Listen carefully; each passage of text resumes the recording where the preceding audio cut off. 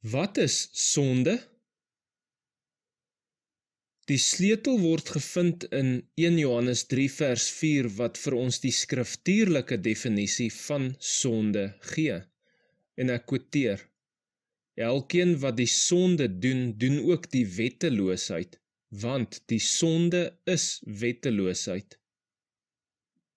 Die woorde sonde en wetteloosheid is sinoniem en beteken oortreding van die wet.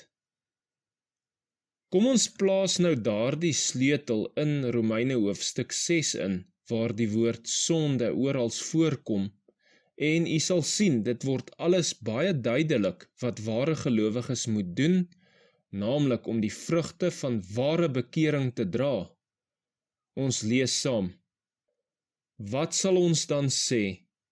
Sal ons in die oortreding van die wet bly, dat die guns of genade meer kan word? Nee, stellig nie. Ons wat die oortreding van die wet afgesterf het, hoe kan ons nog daarin lewe? Of weet julle nie dat ons almal wat in die Messias Yeshua gedoop is, in sy dood gedoop is nie?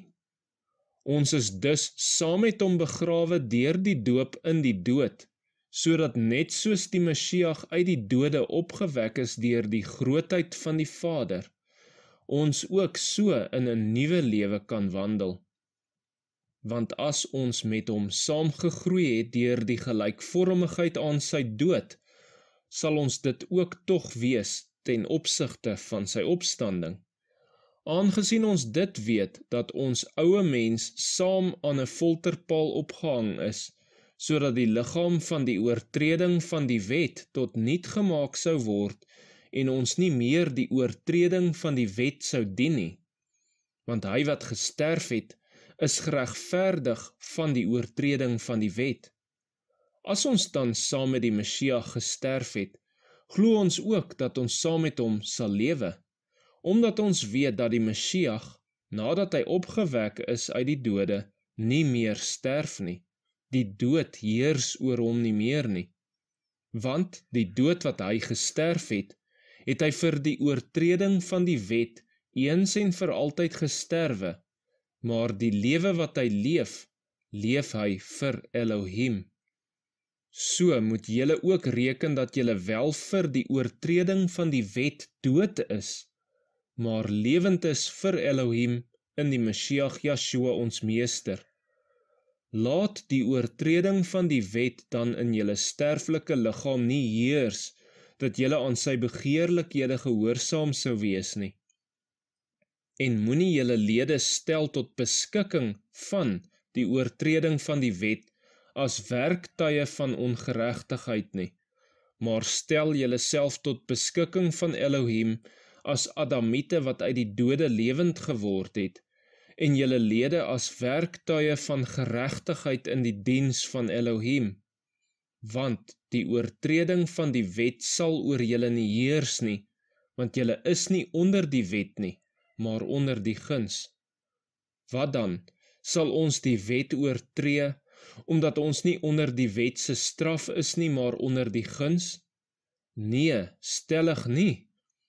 Weet julle nie dat aan wie julle julself as diensknegte tot beskikking stel om hom gehoorsaam te wees, julle diensknegte is van hom aan wie julle gehoorsaam is nie, of van die oortreding van die wet tot die dood, of van die gehoorsaamheid tot geregtigheid? Maar ons dank Elohim dat julle wel diensknegte van die oortreding van die wet was, maar van harte gehoorsaam geword het aan die voorbeeld van die leer wat aan julle oorgelewer is, en, vrygemaak van die oortreding van die wet, het julle diensbaar geword aan die geregtigheid.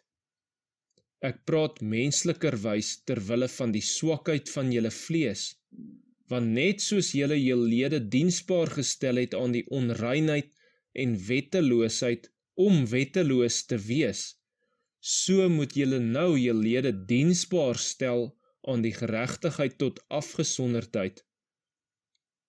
Want toe julle diensknegte was van die oortreding van die wet, was julle vry van die geregtigheid. Watter vrug dan het julle toegehaat van die dinge waaroor julle heel nou skaam? Want die uiteinde daarvan is die dood. Maar nou dat julle vrygemaak is van die oortreding van die wet en diensbaar geword het aan Elohim, het julle heel vrug tot afgesonderdheid en uiteindelik die ewige lewe. Want die loon van die oortreding van die wet is die dood, maar die gunsbewys van Jahwe is die ewige lewe in die Messias, Yeshua ons meester. Dis mos nou goeie nuus. Selah.